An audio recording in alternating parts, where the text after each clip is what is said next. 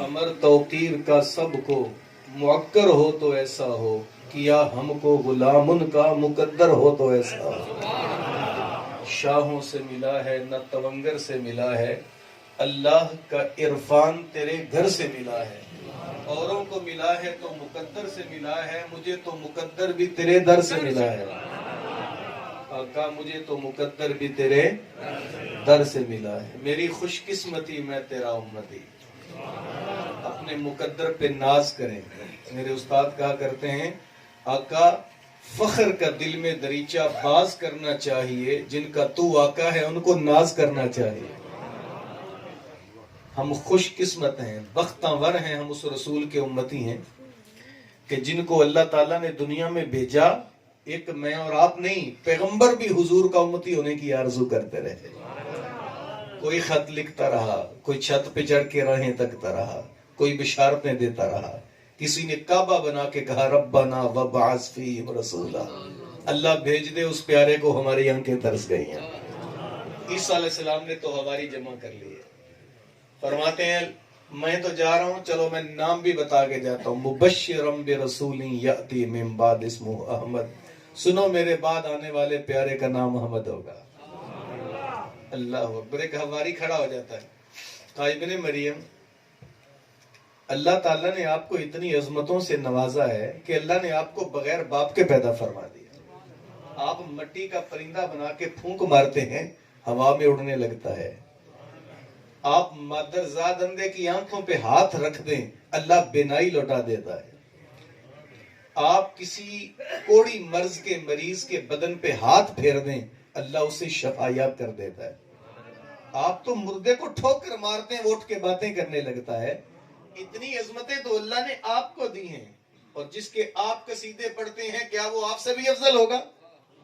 میرے استاد کہتے ہوتے ہیں میاں یہ فطرت ہوتی ہے، فطرت ہر بیٹے کی فطرت ہے، فرما بردار بیٹے کی، ہر بیٹے کی فطرت ہوتی ہے، وہ سمجھتا ہے کہ میرے باپ سے افضل کوئی نہیں۔ ہر شاگرد سوچتا ہے کہ میرے استاد سے افضل کوئی نہیں۔ ہر مرید کا تخیل ہوتا ہے کہ میرے پیر سے افضل کوئی نہیں۔ ہر کارکن ڈنڈورا پیٹتا پھرتا ہے، میرے قائد اور لیڈر سے افضل کوئی نہیں۔ اور میاں امتی بھی تو سوچتا ہے کہ میرا نبی تو میرا نبی ہے، وہ تو بدبخت ہے جو نبی نبی بھی پکارے ایپ بھی نکالتا رہے۔ محبوباں تے نکتہ چینی جیڑا کرن تو باز نہیں ہوندا، اصل منافق جانی ہے اس نو جھوٹے پیار جتاوندا۔ سانو دسیا عشق دے مفتی جیڑا مڑ مڑ پیا فرماوندا، آزم جتھے دل لگ جاوے اتھے عیب نظر تو بولی عیب نظر عیب ہو بھی تو نظر نہیں آتا۔ یہ تو وہ بارگاہ ہے، حسان بن ثابت سامنے کھڑے ہیں اور عرض کرتے ہیں خلقت مبرئا من کل عیب، سونیا اللہ نے آپ کو ہر عیب سے پاک پیدا فرمایا ہے۔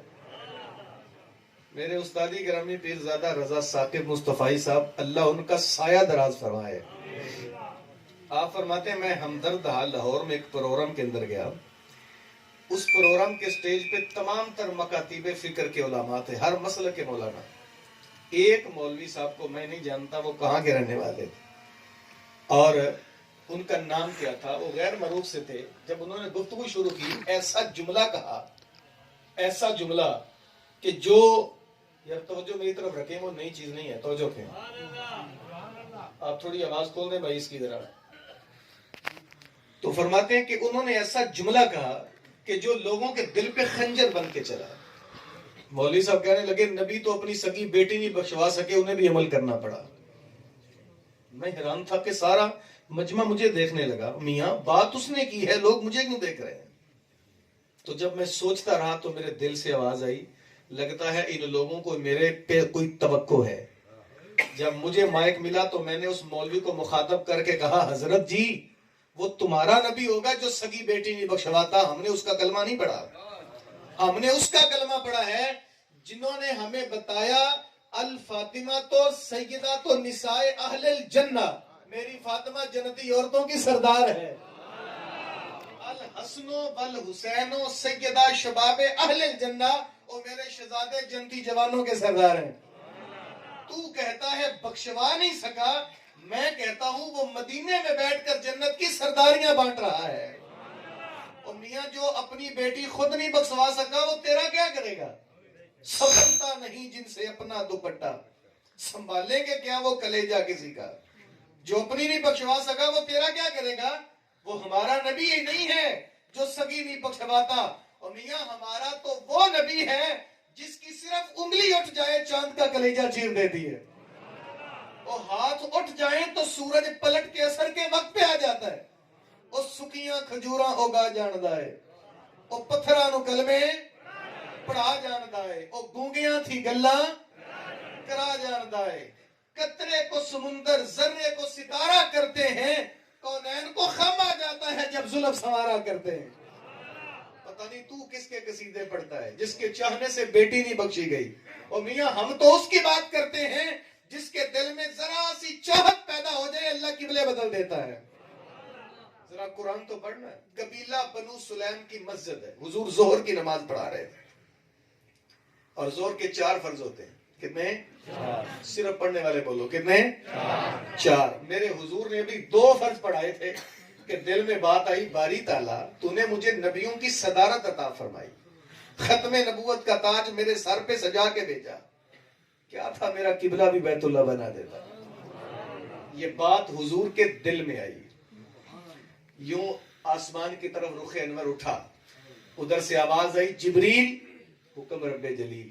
فرمایا جلدی جا میرے محبوب کو جا کے کہہ دے قد نرا تقلب وجہک فی السماء، سونیا تیرا بار بار اٹھنے والا چہرہ ہم بڑی محبت سے دیکھ رہے ہیں. اللہ فَلَنُوَلِّيَنَّكَ قِبْلَةً تَرْضَاهَا. ابھی رخ انور پھیر، اللہ پاک تیری نماز تو پوری کر لیں. آواز آئی میری نماز بعد میں پوری کرنا، اپنی مرضی پہلے ہی پوری کر لے. پاگل ہو گئے لوگ. اور میاں سنو، علماء کی نظر ایک بات آپ توجہ کریں گے سمجھ آپ کو بھی چلے گی. علماء تفسیر لکھتے ہیں کہ یہ قبلہ تن کے اوپر جو تنوین ہے اسے عربی میں یہ 2 زبریں ہوتی ہیں، ان 2 زبروں کو عربی میں تنوین کہتے ہیں. تنوین اسم کی علامتوں میں ایک علامت ہے، اور اسم کی 2 قسمیں ہوتی ہیں، معرفہ اور نکرہ. معرفہ خاص چیز کو کہتے ہیں اور نکرہ عام کو. حالانکہ ہمارا عقیدہ ہے جو چیز حضور سے جڑ جائے خود ہی معرفہ بن جاتی ہے، لیکن مفسرین نے لکھا کہ یہ تنوین نکرہ کی ہے، نکرہ کی. عام پتہ کیوں؟ اللہ بتانا چاہتا تھا سونیا تو صرف بیت اللہ کی بات کرتا ہے. فَلَنُوَلِّيَنَّكَ قِبْلَةً تَرْضَاهَا. اے محبوب آج تو جدھر منہ کرے گا اللہ اسے قبلہ بنا دے گا. می وریا کستوریاں دا جد یار نے چوڑیاں زلفاں، قبلہ اوتھے ہی بنیا سائم جتھے یار نے موڑیاں زلفاں. ہمواری کھڑا ہو کے کہتا ہے ابن مریم جس کے آپ قصیدے پڑھتے ہو آپ سے بھی افضل ہوگا. اور فرمایا میاں تو صرف افضل ہونے کی بات کرتا ہے، وہ اتنی عظمتوں کا مالک ہے، اتنی فضیلتوں کا حامل ہے، اتنا بلند مرتبت ہے. اگر اس محبوب کے نالین کے تسمے کھولنے کی سعادت ابن مریم کو مل جائے یہ بھی مقدر کی بات ہے. تو ہم تو بختور ہیں، ہم نے آرزو بھی نہیں کی، تمنا بھی نہیں کی، خط بھی نہیں لکھا، کوئی بشارت بھی نہیں دی. ہم تو ماں کی گود میں آئے، پیغام ملا مبارک ہو محمد کا غلام بن کے آیا ہے. پتہ کس محمد کا؟ جس کو اللہ نے پیدا کر کے کیسا اعلان کیا، کہا لولاک لما خلقت الافلاک، لولاک لما خلقت الدنیا، لولاک لما اظہرت ربوبیتی. سونیا تجھے پیدا نہ کرنا ہوتا میں فلک پیدا نہ کرتا، زمین پیدا نہ کرتا، لوح و قلم پیدا نہ کرتا، بلکہ تجھے پیدا نہ کرنا ہوتا میں اپنا رب ہونا ہی ظاہر نہ کرتا.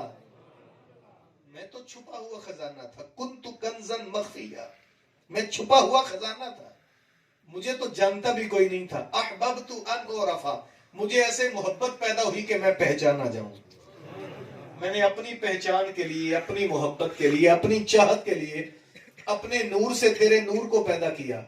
جب پیدا کر لیا تو تیرے نور سے آواز آئی الحمدللہ رب العالمین. جواباً میں نے بھی خوش ہو کے کہا وما ارسلناک الا رحمتا للعالمین.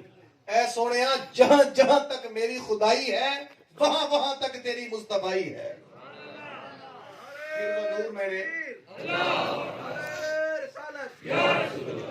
محبت اللہ اللہ آپ کی محبتیں قبول فرمائے. یہ نعروں کا سارا وقت مجھے دے دیں, آخر پہ میں نعرے لگاؤں گا آپ کی تسکین کے لیے تاکہ مختصر وقت میں زیادہ باتیں کر سکوں. اللہ نے یہ نور پھر حریم ناز میں رکھا, وہ سیر کرتا رہا. المختصر جب آدم علیہ السلام کی تخلیق کا وقت قریب آیا تو اللہ نے یہی نور حضرت آدم کی پیشانی میں جڑ دیا. فرشتوں کو حکم سجدہ ہوا, سجدہ کر کے اٹھے, ہاتھ بند کر فرشتے جناب آدم علیہ السلام کو محبت سے, پیار سے, عقیدت سے مسلسل دیکھنے لگے. عرض کیا باری تعالیٰ یہ فرشتے مجھے مسلسل کیوں دیکھ رہے ہیں؟ آواز آئی ہے تجھے نہیں دیکھ رہے, تیری پیشانی میں میرے محمد کا نور دیکھ رہے ہیں. جناب آدم عرض کرتے ہیں اللہ پاک وہ نور مجھے بھی دکھا. اللہ نے حضرت آدم علیہ السلام کے ناخنوں میں رکھا, انہوں نے یوں زیارت فرمائی اور چوم کر اپنی آنکھوں سے لگا لیا. ہمارا بھی تو بھائی یہی عقیدہ ہے, حضور کا نامی اس میں گرامی آئے, ہم چوم کے آنکھوں سے لگا کے یہی کہتے ہیں قرۃ عینی بکا یا رسول اللہ, آقا آپ تو میری آنکھوں کی ٹھنڈک ہے. میرے حضور فرماتے ہیں پھر اللہ نے حضرت آدم علیہ السلام کے ناخنوں سے لے کر وہ نور آدم علیہ السلام کے صلب میں رکھ دیا. لم ازل انقل من اصلاب الطاہرین الی ارحام الطاہرات, میں ہر دور میں پاک صلبوں سے پاک رحموں میں منتقل ہوتا آیا ہوں. میری تخلیق کے دوران فطرت سے بددیانتی نہیں کی گئی. میرا نور آدم علیہ السلام سے منتقل ہوتا ہوتا جناب ابراہیم کے صلب تک آ گیا. ابراہیم علیہ السلام سے میرا نور حضرت اسماعیل میں آیا, اسماعیل سے حضرت نابت میں, نابت سے یشجب, یشجب سے یارب, یارب سے تیرہ, تیرہ سے نحور, نحور سے عد, عد سے عدنان, عدنان سے ماد, ماد سے نزار, نزار سے مزر, مزر سے الیاس, الیاس سے مدرکہ, مدرکہ سے خزیمہ, خزیمہ سے کنانا, کنانا سے مالک, مالک سے فہر, فہر سے غالب, غالب سے لوئی, لوئی سے کعب, کعب سے مرہ, مرہ سے کلاب, کلاب سے عبد المناف, عبد المناف سے عبد الحاشم, عبد الحاشم سے عبد المطلب, عبد المطلب سے میرا نور حضرت عبداللہ میں, اور عبداللہ سے بسد انداز یکتائی, بغایت شان زیبائی, امی بن کر امانت آمنہ کی گود میں آئی. اپنے انداز میں کہیں کہ محمد مصطفیٰ آئے, بہاروں پر بہار آئی, زمین کو چومنے جنت کی خوشبو بار بار آئی. میرے حضور جب آئے نا, یہ امانت جب حضرت اماں آمنہ کے پاس آئی, فرماتی ہے ما شعرت انی حملت بہی ولا وجدت له ثقلا كما تجد النساء الا انی انکرت رفع حیضتی واتانی آت وانا بین النائم والیقظان وقال هل شعرت انك حملت فكأني يقول ما ادري وقال انك حملت بسيد هذه الامه ونبيها فذلك يوم الاثنين او كما قالت. اور سنیے لوگ تو پاگل ہو گئے ہیں نور و بشر کے جھگڑوں کے اندر. اللہ میرے محبوب علیہ السلام, میرے استاد کہا کرتے نا ڈٹھے ورق قرآن دے بھول سارے, تیری شان جیا نہیں کوئی ہور ڈٹھا, تیری شان دا کرے مقابلہ جیڑا انہوں عاشقاں اصلی چور ڈٹھا. کوئی نور آکھے کوئی بشر آکھے, پہندہ رات دنے ایہو شور ڈٹھا. اللہ والے گل مکا دیتی تساں ہور ڈٹھا ساں ہور ڈٹھا. حضور کی والدہ کے لفظ سنیں اور آپ کے کنسپٹ کلیئر ہو جائیں گے. میرے محبوب کی والدہ فرماتی ہے ما شعرت انی حملت بہی, مجھے پتہ ہی نہیں تھا میرے پیٹ میں کچھ ہے. ماں کے بطن میں بچہ ہو ماں بوجھ محسوس کرتی ہے. حضرت آمنہ فرماتی ہیں اللہ کی قسم میں نے ایک دن بھی بوجھ محسوس نہیں کیا. ایام مخصوصہ بند ہونے کے بعد میں نیند اور بیداری کے درمیان تھی, ایک آنے والا آیا, اس نے مجھے جگایا, جگا کر پوچھا حل شعرتی انکی حملتی, آمینہ جانتی ہو کہ تمہارے بطن پاک میں کچھ ہے؟ فَكَأَنِّي يَقُولُ مَا أَدْرِي, کہا اللہ کی قسم میں نہیں جانتی. اس نے کہا اِنَّكِ حَمَلْتِ بِالسَّيِّدِ هَذِهِ الْأُمَّةِ وَالنَّبِيِّهَا, آمنہ پھر تمہیں مبارک ہو, اللہ نے تیرے بطن میں اس امت کا سردار نبی پیدا فرمایا ہے. اللہ اکبر. فرماتی ہیں پر وقت بیتتا رہا, لیل و نہار کروٹیں بدلتے رہے. ایک دن ایسا آیا کہ خرج منی نور, میرے بطن سے کیا نکلا؟ بولے کیا نکلا؟ اضاء له بعد قصور شام, میں نے اپنی کچی کلی میں بیٹھ کر ملک شام کے محلات کو دیکھ لیا. یہ لفظ صرف حضرت آمنہ نے نہیں کہے, عبد الرحمن بن عوف رضی اللہ تعالی عنہ کی والدہ الشفا بنت اسد فرماتی ہیں میں حضور کی دائی تھی. یہ منظر تو میں نے بھی دیکھا. جب حضور دنیا میں جلوہ گر ہوئے فَأَضَاءَ لِي مَا بَيْنَ الْمَشْرِقِ وَالْمَغْرِبِ حَتَّى نَظَرْتُ إِلَى بَعْضِ قُصُورِ الشَّامِ. اچانک آمنہ کا حجرہ بقع نور بن گیا اور میری نظروں میں مشرق سے لے کر مغرب تک نور پھیل گیا. آمنہ کی کچی کلی میں بیٹھ کر ملک شام کے محلات تو میں نے بھی دیکھے تھے. اللہ اکبر، کیسا نور تھا. اور ایک اور بات سن لیں یار، آپ فرماتی پیدا ہو کے حضور سیدھا سجدے میں چلے گئے. کہاں گئے؟ جو سجدہ کرنے کا ارادہ رکھتے ہیں وہ بولیں کہاں گئے؟ سجدے میں. یہ ایک سمپل سا سوال سنیے. ہر بندہ جانتا ہے سجدہ کرنے کے لیے بدن کا پاک ہونا ضروری ہے، جگہ کا پاک ہونا، لباس کا پاک ہونا، اور ہم یہ بھی جانتے ہیں کہ پیدا ہونے والا بچہ پاک نہیں ہوتا، جگہ بھی پاک نہیں ہوتی اور لباس میں ملبوس بھی نہیں ہوتا. عرض کی حضور آپ کیسے سجدے میں گئے؟ صاحب شریعت پیغمبر ہیں، امت کو پاکیزگی کا درس دینے آئے. فرمایا پگلے تو نہیں جانتا میں دنیا میں آتے صرف اکیلا پاک نہیں تھا. جعلت لی الارض مسجدا وطہورا، اللہ نے میری برکت سے پوری روح زمین کو ہی پاک فرما دیا تھا. جاؤ آج کے بعد تم جہاں سجدہ کرو گے اللہ وہیں قبول فرما لے گا. اللہ اللہ. حضرت وہب بن زما کی پھپھی کہتی ہیں جب حضور پیدا ہوئے نا تو ختنہ شدہ تھے، یعنی حضور کے ختنے ہوئے تھے اور حضور کی ناف کٹی ہوئی تھی. ناف بریدہ تھے. ناف کیا ہوتی ہے؟ ناف ہر بچے کی وہ انتڑی ہوتی ہے جس کے ذریعے ماں کے پیٹ میں بچے کو ماں کے گندے خون سے خوراک ملتی. اور یاد رکھنا جو ماں کے پیٹ میں وقت ہوتا ہے اس میں اللہ فرق نہیں آنے دیتا، چونکہ وہ بندے کی مرضی کا نہیں بلکہ کس کی مرضی کا؟ اور اللہ کی مرضی کا جہاں وقت گزرے وہاں فرق نہیں آتا. یعنی ہر ماں کے پیٹ میں جو بچہ ہے، جس ماں کے بطن میں بچہ ہو، وہ فقیر کی جھونپڑی میں رہنے والی عام خاتون ہو یا بادشاہ کے محل میں رہنے والی ملکہ ہو، اللہ ہر ماں کے پیٹ میں ہر بچے کو خوراک ایک طریقے سے عطا فرماتا ہے. اللہ کے نظام میں فرق نہیں آتا. اب جس نظام کے ذریعے اللہ ماں کے بطن میں بچے کو خوراک دیتا ہے وہ دنیا میں آ کر کاٹی جاتی ہے، اور جب حضور آئے تو وہ تھا ہی نہیں، وہ ذریعہ نہیں تھا. عرض کیا بار الہ بطن مادر میں تو اپنے محبوب کو خوراک کیسے دیتا تھا؟ سمجھ نہیں چلتی. فرمایا تیرے سمجھنے والی بات نہیں ہے، چونکہ جب میرا محبوب بطن مادر میں تھا اللہ خوراک کیسے دیتا تھا یہ خدا جانے یا مصطفیٰ جانے. تمہاری سمجھ میں آنے والی باتیں. صحابی نے تو یہ بھی پوچھ لیا نا متا وجبت لک النبوہ، حضور نبوت کب ملی آپ کو؟ تو کب کا تعلق تو زمانے سے ہوتا ہے. تو میرے حضور نے جو کہا حدیث میں 3 جواب ملتے ہیں.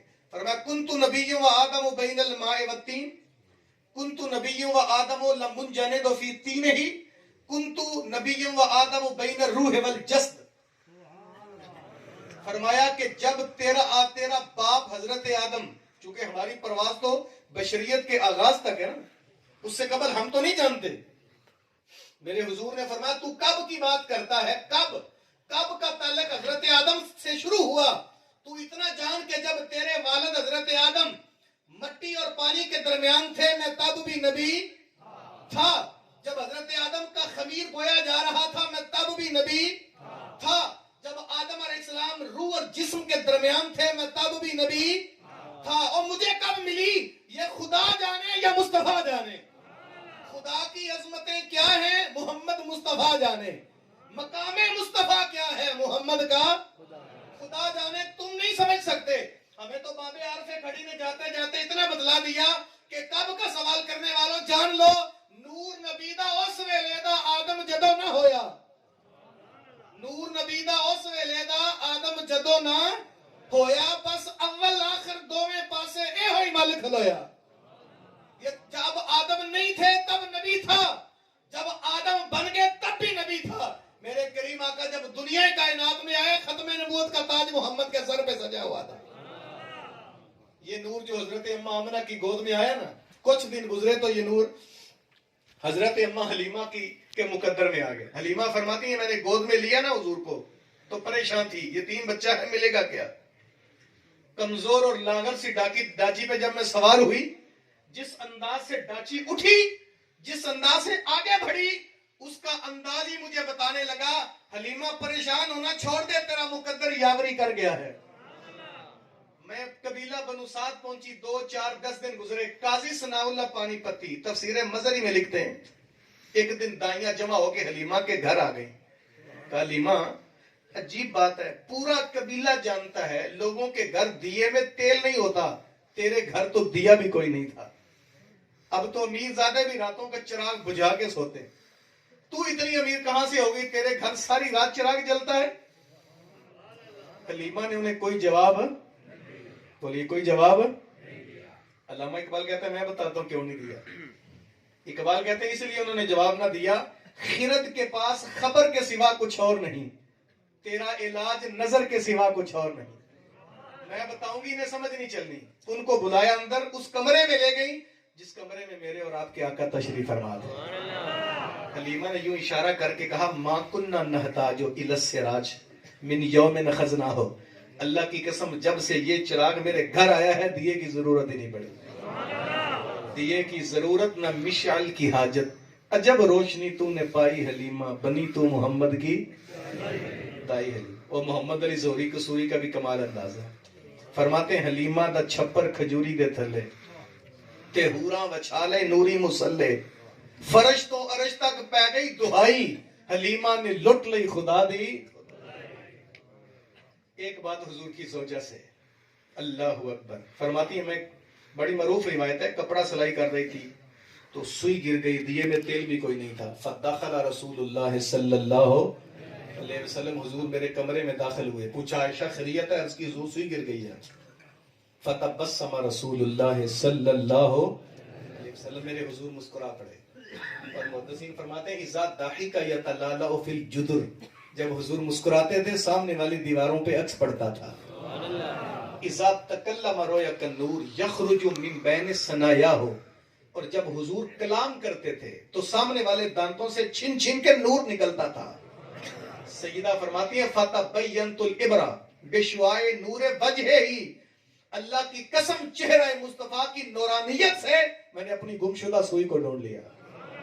اور سنو یار، اللہ فرماتا ہے قد جاءکم من اللہ نور، میں نے تمہارے پاس کیا بھیجا؟ ڈٹ کے کو کیا بھیجا؟